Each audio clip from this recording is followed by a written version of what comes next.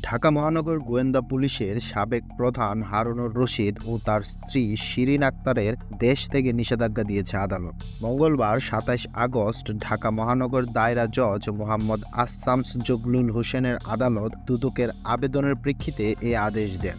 দুদকের public prosecutor Mohammad Hossain Jahangir এ তথ্য জানিয়েছেন। গেল ৩১ জুলাই ডিএমপির সদর দপ্তর থেকে দেওয়া এক আদেশে ঢাকা মহানগর গোয়েন্দা পুলিশের অতিরিক্ত পুলিশ কমিশনার মোহাম্মদ হারুনুর রশিদকে ডিএমপির অতিরিক্ত কমিশনার হিসাবে দায়িত্ব দেওয়া হয়। সাবেক ডিবি প্রধান ২০২২ সালের ১৩ই জুলাই ঢাকা মহানগর গোয়েন্দা পুলিশের প্রধান হিসাবে দায়িত্ব পান। তার আগে ২০২১ সালের মে মাসে যুগ্ম পুলিশ কমিশনার হিসাবে গোয়েন্দা বিভাগে পদায়ন হয় তার। এর আগে ডিএমপির তেজগাঁও বিভাগের উপ পুলিশ কমিশনার এবং নারায়ণগঞ্জ ও গাজীপুরে পুলিশ সুপারের দায়িত্ব পালন করেন তিনি।